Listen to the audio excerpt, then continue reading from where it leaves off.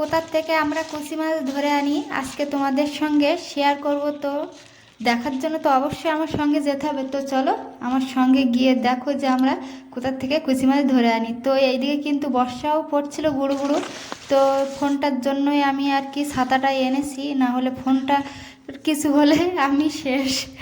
আর দেখো কত কাদা হয়েছে, আর এইসব জায়গায় কিন্তু আগে অনেক জল ছিল হেঁটু পর্যন্ত, আর এখন জল কমে গেছে বলে তোমাদের দাদা ভাই এনেছে আমাকে, না হলে আমি আসতামই না আর তোমাদের দাদা ভাই আনতেও না। তো দেখো কত কাদা, আর আমার এইসবগুলো ভালোই লাগে না, তবুও তোমাদের জন্য কষ্ট করে এই পথ পার হয়ে কিন্তু আমি যাচ্ছি ভিডিও করার জন্য কুচি মাছ। তো দেখা যাক আজকে কুচি মাছ কটা পড়ে।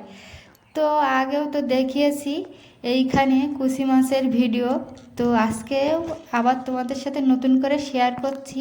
কারণ বর্ষার সময় তো দেখাইনি, তখন দেখিয়েছিলাম শীতের সময়, আর বর্ষার সময় চতুর্দিকে জলে ভরে যায়। এই দিকটা আমাদের ঘরের পিছনে যে মানে জঙ্গলগুলো আছে বা মাঠগুলো আছে, ওই মাঠগুলোয় তো দেখো এই কচুরিপানা পরিষ্কার করে তারপরে কিন্তু এখানে জাল পাতে আর আটল পাতে। আর জাল পাতার জায়গা তোমরা দেখলেই বুঝতে পারছো, কচুরিপানার ভিতরে একটা সরু ড্রেন মতন আছে, ওই সমস্ত জায়গা কিন্তু তোমাদের দাদাভাই পরিষ্কার করেছে। আর তোমাদের দাদাভাই কিন্তু ওই দিকে আগিয়ে যাচ্ছে, দুখানা মানে আটল আছে সেই জন্য। আর আমি কিন্তু যাব না, প্রচুর ঘাস হয়েছে আর এই ঘাসের ভিতর দিয়ে যেতেও ভয় লাগছে, তো সেই কারণে আমি আর যাচ্ছি না।